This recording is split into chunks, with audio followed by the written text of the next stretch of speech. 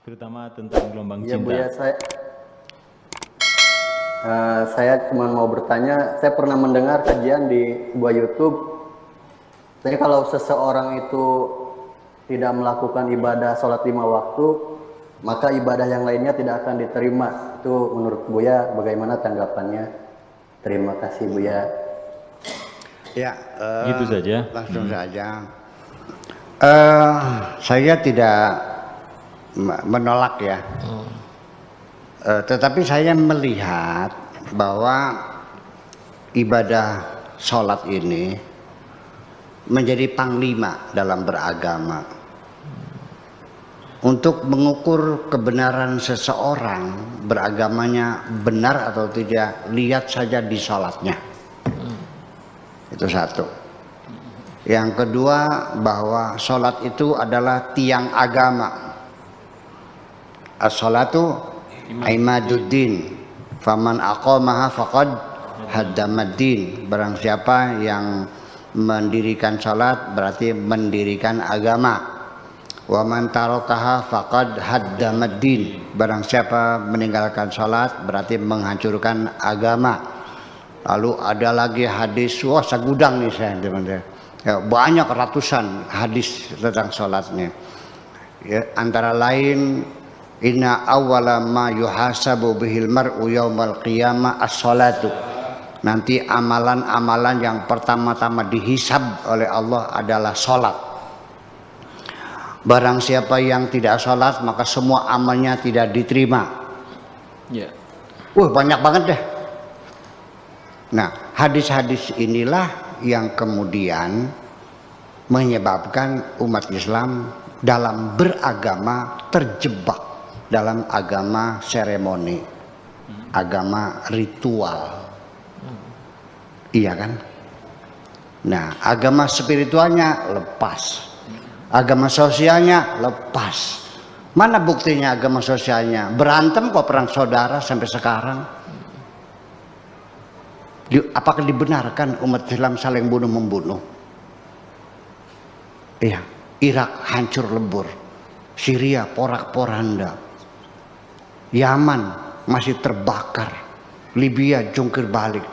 Ini bukan sekarang, dari zaman dahulu kala umat Islam saling bunuh-membunuh itu. Di mana ibadah sosialnya? Di mana spiritualnya? Kita sibuk bikin masjid. Ya, semakin rajin berjamaah, semakin rajin bertengkarnya. Saya tidak merendahkan sholat, ya tidak. Tetapi kenapa di Al-Quran sendiri, kalau memang itu sebagai tiang agama, kalau itu memang menjadi ukuran seseorang, kalau tidak sholat amalnya tidak ada yang diterima. Kenapa dalam Al-Quran ibadah sholat hanya sekali-kali disebutkan? Dan tidak berulang-ulang. Itu pun secara global saja, aqimus shalah. Berapa kali sehari tidak disebutkan.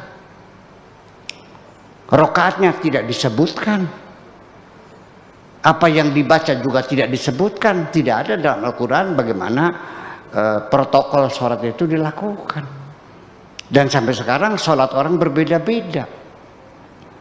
Ada yang takbirnya di atas kepala, ada yang di atas kuping, di bawah kuping, di atas pundak, ada yang digoyang-goyang, ada yang sedekap, ada yang tidak. Sampai baca Fatihahnya ada yang baca Fatihah, ada yang tidak. Yang baca Fatihah ada yang baca bahasa, ada yang tidak. Sampai menunjuk sepatu syahadat saja, tasawuf saja, ada yang digoyang-goyang. Nah, saya jujur mau berkata, Nabi Muhammad sholatnya gimana? Saya mau niru sholatnya seperti Nabi Muhammad. Artinya dalam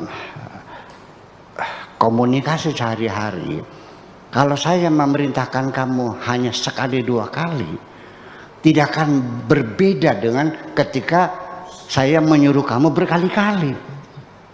Betul enggak? Ya. Yang berkali-kali itu infak, anfiqu wa mimma razaqnahum yunfiqum, infak.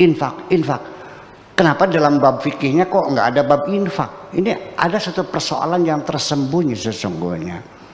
Ya, saya tidak menolak itu semuanya, cuma saya sedang berhipotesa. Kalau dia itu memang tiang agama, kalau itu memang landasan seseorang amalnya tidak diterima kalau tidak sholat, ya mungkinnya dikatakannya 1000 kali dalam Al-Quran ini. Itu yang jadi persoalan. Jadi sampai sekarang tidak ada yang tahu Nabi Muhammad itu sholatnya seperti apa. Saya ingin meniru seperti Nabi sholatnya. Ayo, sedekap nggak Nabi? Nabi tangannya digoyang-goyang nggak? Nggak tahu juga. Nabi baca Fatihah nggak? Baca basmalah nggak? Nggak tahu juga. Karena berbeda-beda, itu berarti kita sama tidak tahu. Jadi kalau Anda meyakini semacam itu, ya syukurlah. Supaya amal Anda diterima, ya yang rajin sholatnya. Gitu ya. Iya. Jadi artinya saya juga secara logika sederhana, sering saya mengatakan, untuk mengukur kebenaran seseorang zaman sekarang, nggak usah di kepintaran ngajinya, nggak usah di wiridanya, nggak usah di puasanya, nggak usah lah, nggak usah di kedermawanannya, nggak usah. Anak muda zaman sekarang asal mau sholat 5 waktu saja sudah paling hebat sekarang. Salah nggak? Enggak kan? Ya, jadi saya tidak menyalahkan itu, tetapi bahwa sholat menjadi panglima dalam beragama itu menyebabkan akhirnya kita terjebak dalam agama seremoni semacam itu. Nah, sehingga ini konsekuensinya kalau orang itu tidak sholat tapi dia sangat dermawan sekali, Anda hormati enggak? Ada orang itu sholatnya rajin tapi medit, dihormati enggak? Ada orang bertengkar saja tapi sholat berjamaahnya rajin, hebat enggak? Nah itu kan kita berbicara dengan logika yang sederhana saja semacam itu. Tetapi saya tidak merendahkan, saya tetap mengagumi, saya menghormati, dan saya menyanjung orang yang sholatnya rajin. Itu aja persoalannya. Tetapi saya tidak akan merendahkan seseorang karena dia tidak sholat. Nah sekarang kalau orang beragama lain gimana? Anda hilangkan semua kebaikannya karena dia agamanya lain gitu. Dan dia tidak perlu menghormatinya. Nah ini kan jadi persoalan. Akhirnya melebar, ini melebar sampai kepada sholat, sehingga orang dihinakan karena tidak sholat, orang dihinakan karena agamanya berbeda, dan sebagainya. Saya dalam beragama seperti ini. Ketika ada seseorang menjelek-jelekan agama saya, menghinakan Nabi Muhammad, mencaci maki Al-Quran, saya akan balik badan, saya tinggalkan. Sampai kapan nanti? Sampai dia berbicara urusan yang lain.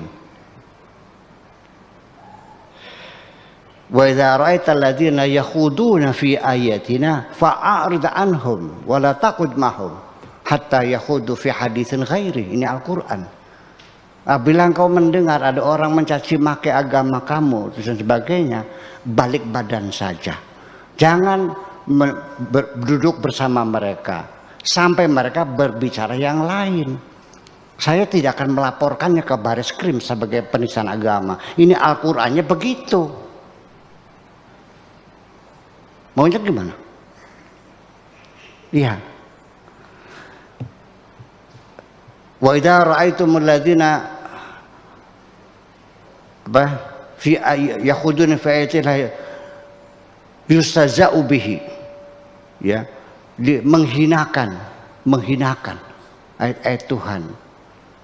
Fa'arid anhum wala taqudu mahum, balik badan, jangan duduk bersama mereka, hatta yakhudu fi haditsin khairi. Balik badan juga tidak selamanya. Kalau sudah dia bicara yang lain, masalah ekonomi, masalah bisnis, ya mangga silakan, itu persoalannya. Jadi artinya Tuhan sendiri juga tidak memberi petunjuk kita seperti itu untuk memukuli orang yang ini, tidak. Iya kan? Tapi kan ada undang-undang penistaan agama kan. Itu terserah kamu, kalau saya mau ikut Al-Quran aja lah. Makasih, gitu aja. Makasih.